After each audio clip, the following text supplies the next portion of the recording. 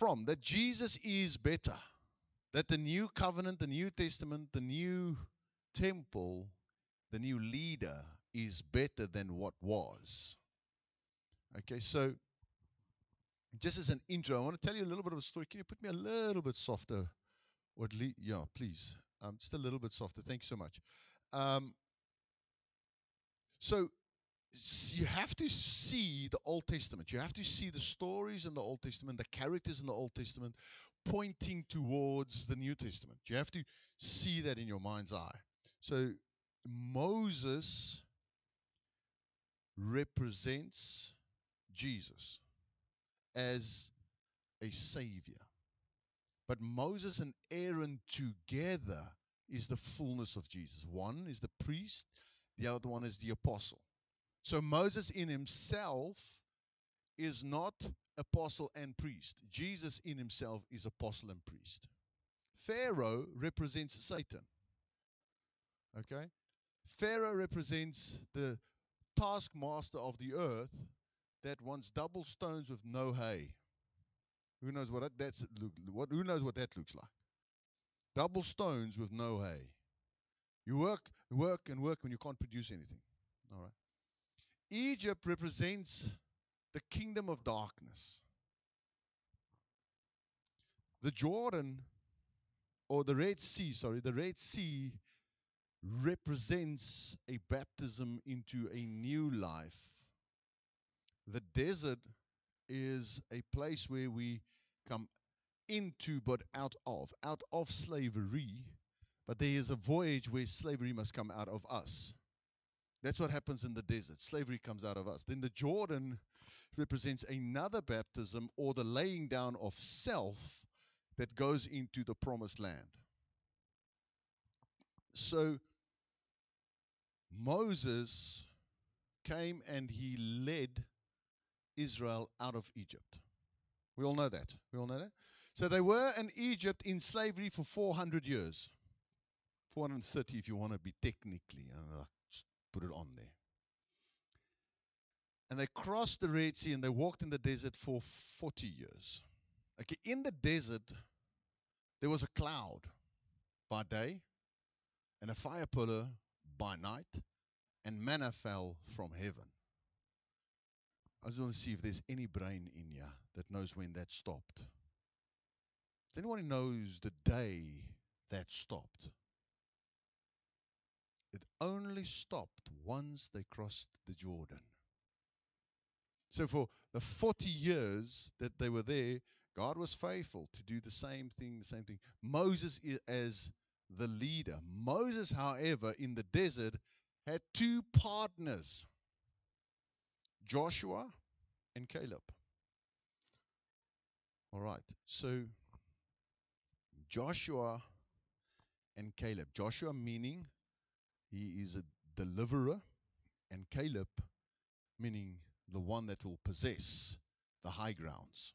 That's what happened in their life. I'm not saying it's the name of the definition of their names. So I want to leave you with that as a background, and then we're going to read together verse 1 to 6 from Hebrews 3. Therefore, holy brethren, partakers of the heavenly calling, consider the apostle and high priest of our confession, Jesus Christ. Can you, scholar, there's a big p on my voice. Must I just switch off here?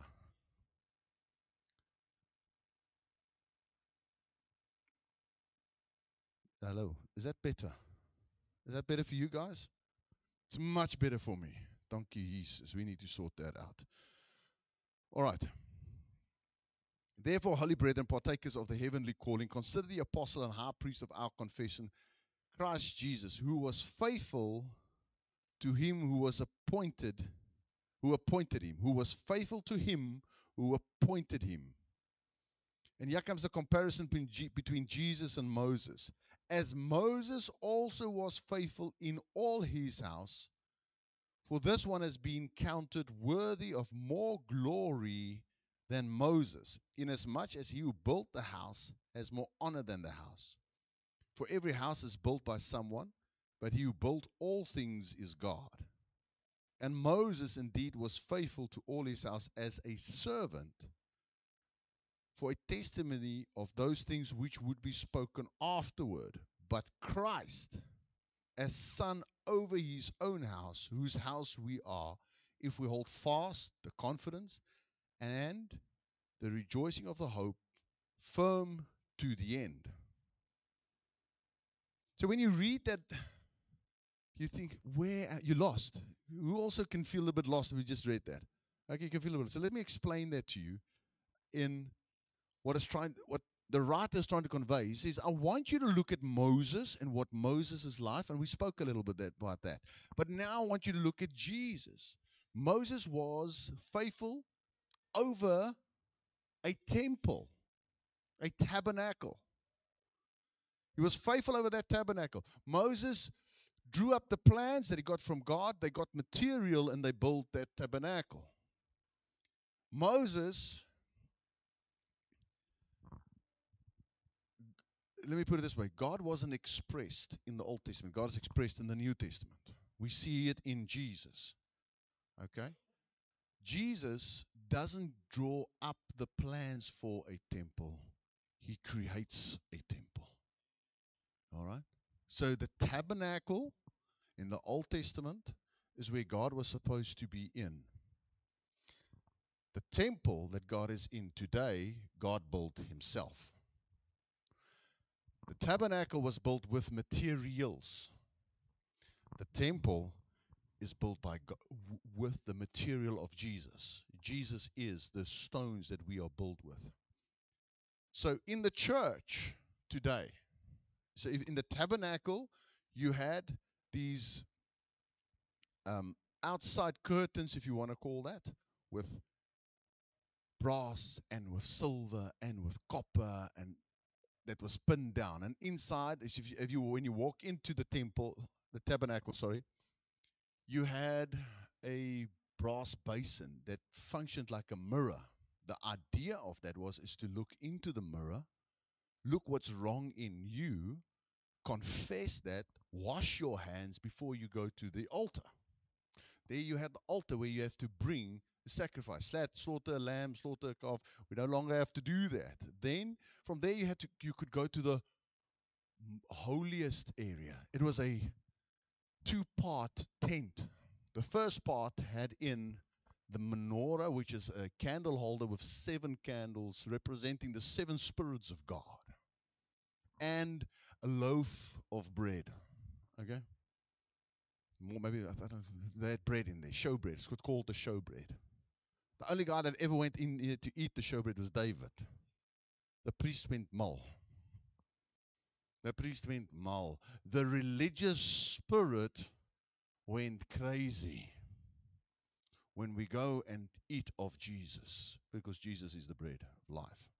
Then there was the veil, the big veil. That veil represented the body of Jesus. It's 9 by 9 by 30 centimeters. 9 meters wide, 9 meters high, and 30 centimeters thick. That veil tore when Jesus died. Behind that veil, there was the Ark of the Covenant. In the Ark of the Covenant, you had the showbread, you had manna inside. You had Aaron's staff that budded inside, and you had the 10 Commandments, the 2 tablets inside. That's what they had in the tabernacle.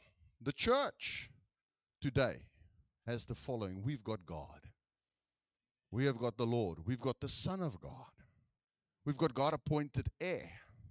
We've got the author of salvation. We've got the firstborn Son of God. We've got the Son of Man. We've got the many brothers of the Son of God, the firstborn, and partners and joint heirs. See, can you see that tabernacle had this?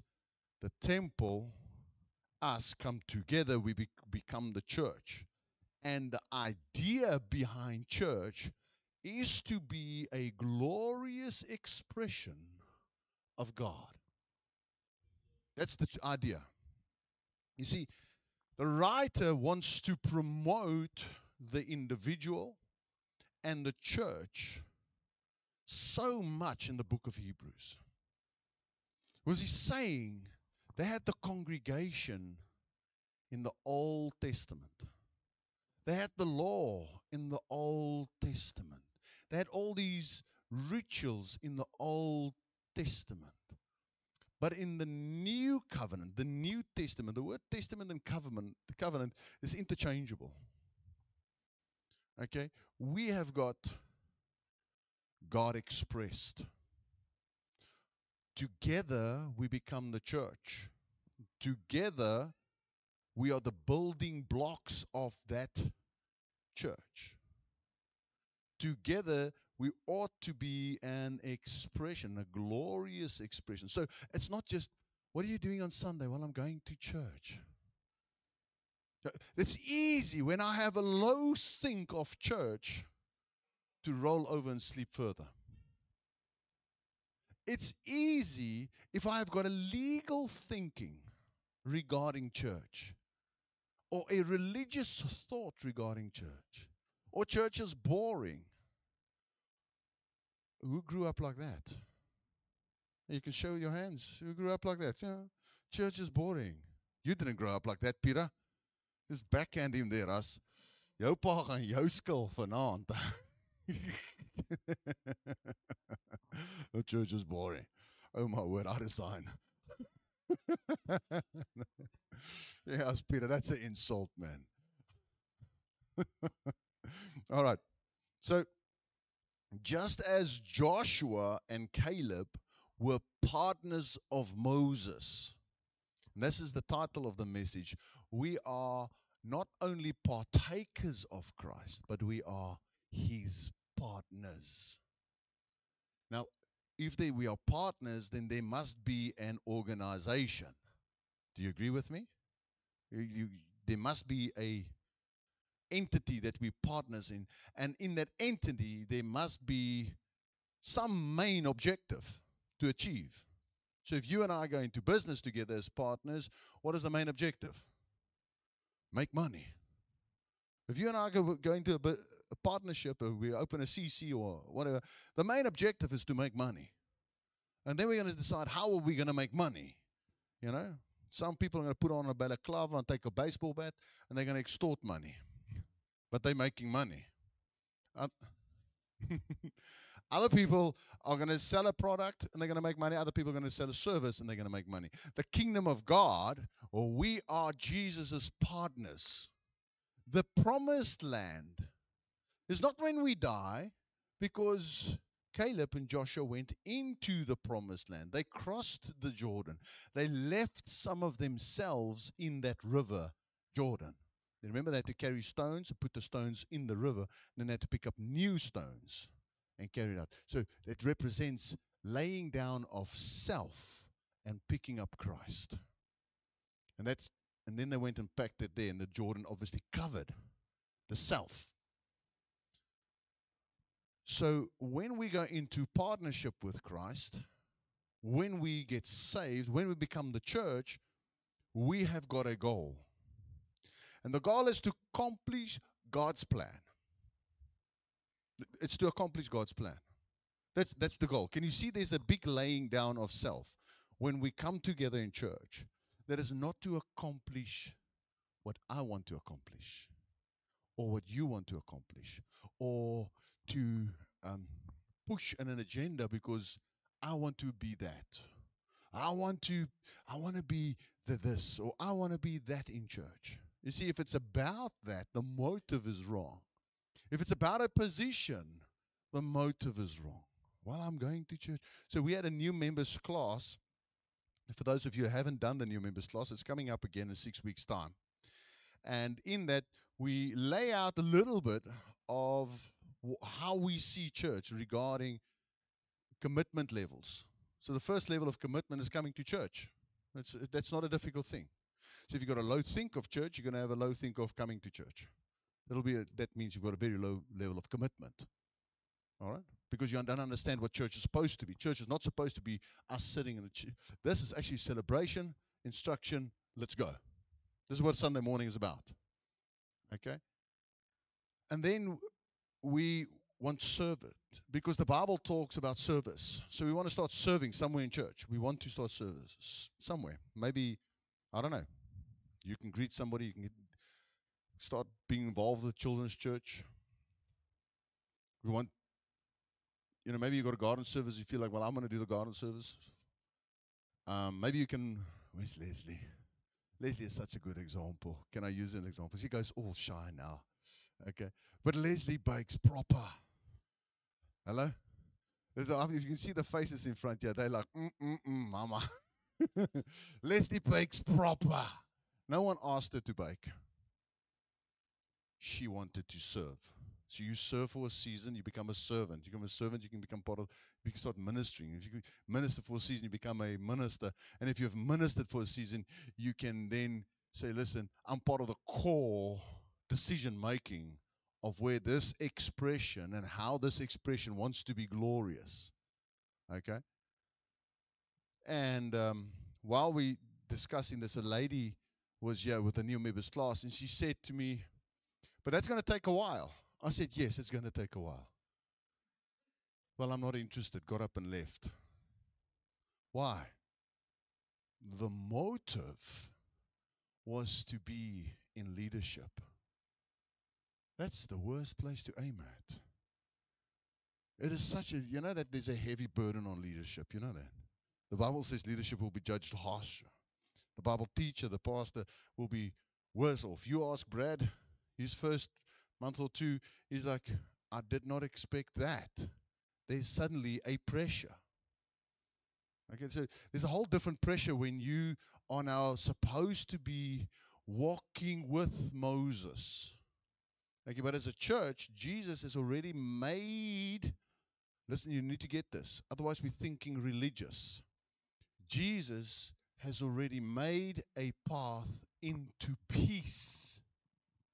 So we don't function for peace, we function from peace. We don't war for victory, we war from victory. See, Jesus has made a new and living way for us to come to the Father, obtain mercy in the time of need, okay, for grace and mercy. So now we're in a place of peace. I don't have to achieve, I don't have to live up to the old standards. You must do this. You must do that. You don't have to live up to that. Here's the thing. You don't want to do certain things. You want to love the Lord. He has made a way for us. Can you see the place of peace? Can you see? Okay. So that brings us to prayer. Now, who's been confused about prayer before in their life? Who do you pray to? Look, no, I want to pray to the Father, to the Son, the Holy Spirit. How does this all work in? You see, once again, you've got to go back to the tabernacle. The tabernacle had all these things, but no one could get beyond the veil. The priest, the high priest, went in there once a year. Once a year, the high priest could go, and his job was, when he went in behind the veil, is to sprinkle blood on the Ark of the Covenant. Now, theologians differ regarding this, but they believe that the high priest had a rope tied to his ankle when he went in there. Because if things weren't right, the righteousness of God was too much for that body, and that body would die. And then everybody would be scared to go get him, so they'll haul him out by the rope. Now, how would they know he's dead? Because of the robe that he wore had little bells all around it, with pomegranates inside. So it'll make ling-a-ling-a-ling-a-ling-a-ling-a-ling-a-ling-a-ling. So if the ling-a-ling-a-ling stops, it's been silent for a couple of minutes. Can you see everybody standing by the curtain? I don't think Joe's coming back. Pull him out. Jesus went beyond that veil, and his blood was perfectly accepted on that ark, and it tore the curtain so that the presence of God is on the earth and we don't have to fear. Why? Because this is better than that. If you want to hold on to the law, you're not understanding that what Jesus did, and you're saying, No, I prefer this tabernacle ritual. I want to still look in the basin. And now who do I pray to? Because God is beyond the veil. The Father is beyond the veil. So who do I pray to? How do I pray? Can you see how prayer can quickly get difficult? So put up our next scripture for us, please. Thank you. Hebrews. Thou hast loved righteousness and hated iniquity, therefore God, even thy God, has anointed thee with oil of gladness above thy fellows. Okay. There's a lot there, but I'm going to run through it quickly. It talks about Jesus. Jesus loved righteousness and hated sin. Okay? That's also how you know that you are saved. You start loving righteousness and you start hating the sin in you. It's not about hating the sin in others. Please. Okay, that's called self-righteousness. All right? Righteousness is loving what is right in God, what God says, and knowing that, and hating the sin in myself. Does that make sense? Going out on a Wednesday night never bothered me. Who knows what I'm talking about? Small Saturday. All right? It never bothered me. Okay. And if I couldn't walk Thursday morning because my head was like this, it didn't bother me. I'd bragging rights. The minute I got saved, the sin in me started bothering me. Okay. Jesus loved righteousness and hated iniquity so much he never sinned. Okay. Therefore, God, can you see what it says there? So who's he talking about? He's talking about Jesus. He's saying, therefore, God, Jesus is God. All right, this is what you need to get. Therefore, God, even your God, your Father, has anointed you with the oil of gladness above the fellow or others. Okay? The Father anoints the Son. And now we've got to go back to the Old Testament. What happened when they anointed Aaron? What happened? The oil would run down his body. Okay? It will run down his body. Jesus is the head of the body. So if Jesus is anointed with oil of gladness, joy, what happens to the oil? It runs down the body. Who's the body?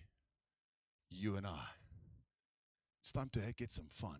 It's time to have some joy. Here's what it means. The minute you love righteousness and hate sin, you will get anointed. That oil of joy will start running down you. Now, there's a difference between happiness and joy. Happiness is determined by what happens to me. I win the lotto. Please don't play the lotto. I am happy. Tax takes half the money. I'm not happy. All right? I buy a new house. I pay the transfer fees. I'm happy. I got a house. I die. My children have to pay again. They are not happy. What happens to me?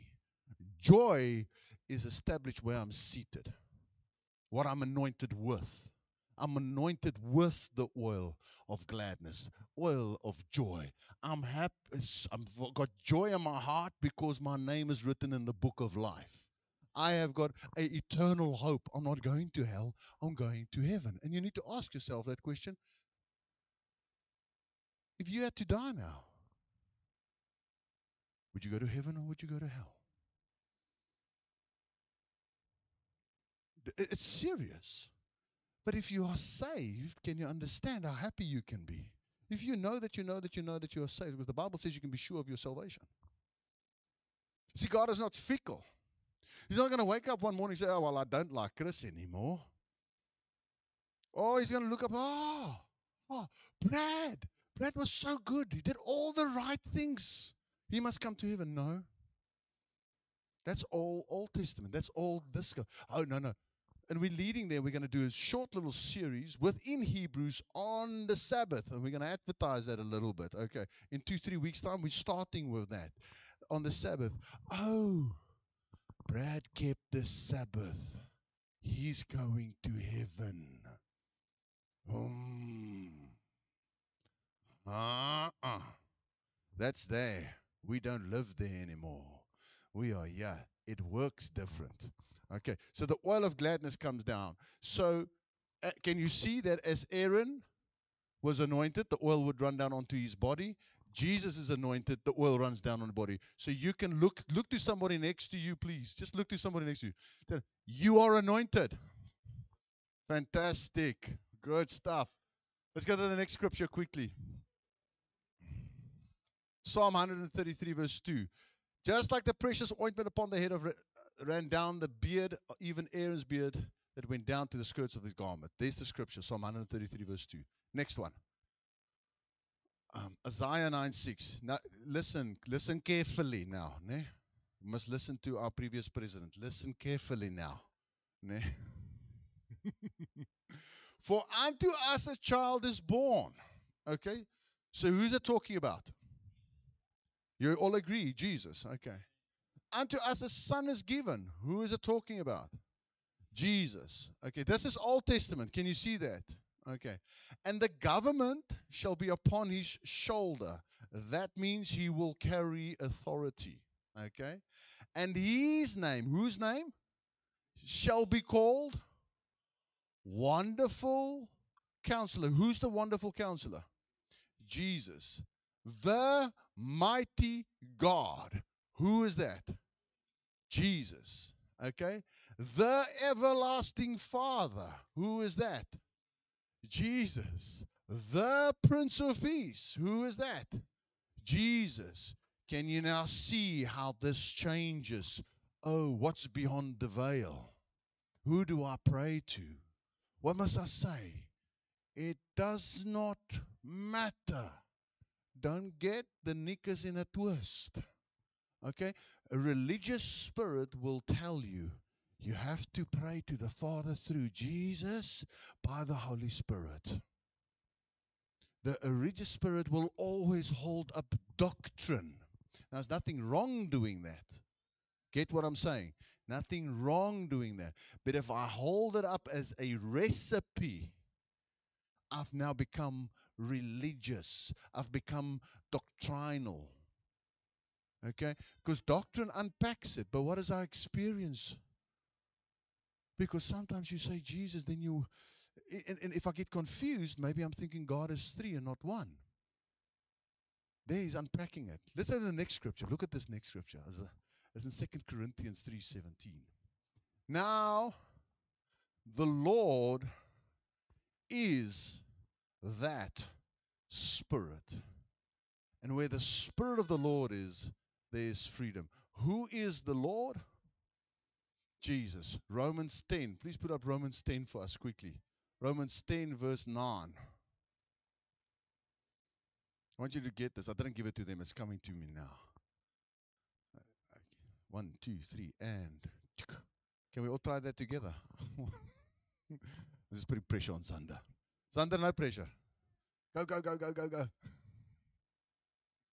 Romans 10, verse 8. It starts with verse 8. It says, what does it say? The word of faith that is near, that if you confess with your mouth and believe with your heart that Jesus is Lord, you will be saved. That who is Lord? Jesus. So Jesus, Isaiah says, is the Father, is the wonderful counselor, is the Prince of Peace. Give me what next verse, verse 9. Okay, if thou confess with thy mouth that Lord Jesus, or that Jesus is Lord, it says the same thing. Okay? Are you getting this? The Spirit is the Lord. The Lord is the Holy Spirit. Jesus is the Father. The Father is Spirit. Does it not say God is Spirit? In the beginning, the Spirit of God hovered over the face of the earth. See, we don't have the intellect to get this completely. No one. We can unpack it doctrinally and with examples, using the egg and using ice and using all these things, or H2O at least, unpack it. But we don't quite even get ourselves. We've got a body and a soul and a spirit, and our heart hurts when it doesn't have feelings.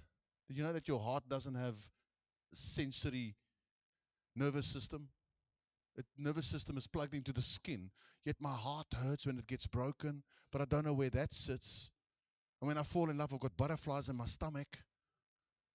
And when I'm nervous, I've got sprinklers under my arms. We don't even get ourselves completely. Yes, we do have a body. Yes, we do have a spirit. Yes, we do have a soul. The same with the Father, the Trinity, the oneness of God. We don't quite get it. Okay, but how does this fit in partnering with God? Know this: the God of the universe, the Father, the Son, and the Holy Spirit indwells you. He's inside of you.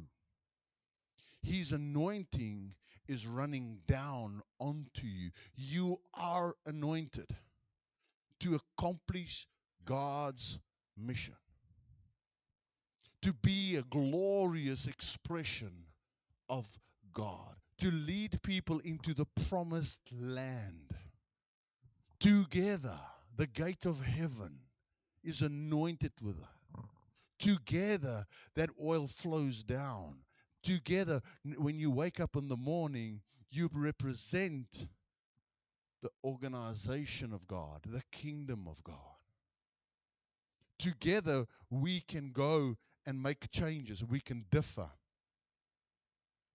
And so, just a little bit of vision within this expression is we're focusing this year on upgrading our children's church. That's what we want to do. We focus the whole year, and every spare resources, every spare cent, everything we have, we want to put in to the children's church. Because we want to have the expression, the glorious expression, that the kingdom of God is made for children. That unless we become like children, the kingdom of God doesn't stop children from coming to God. So if we don't have a nice children's church, if we don't put out effort, we are actually stopping. And the expression, then we're not partnering with Christ. We're not partnering with God for where He's aiming at. God aims at children. He aims at salvation. He aims at right. If we walk around all sauerkraut, that means we're not anointed with the same oil. So put on a smile. Just put on a smile. Just put it on. Teenagers, just put on a smile. Really. Your name is written in the book of life. My good golly, what's going to make you smile? You know what the word spoiled means? If you go look in the Oxford Dictionary, this is what they say. A fruit that dropped from a tree that has become useless. That is spoiled. Okay? Some of our kids have become so spoiled. I'm talking about my own as well. They become so spoiled. They got everything they need and they walk around.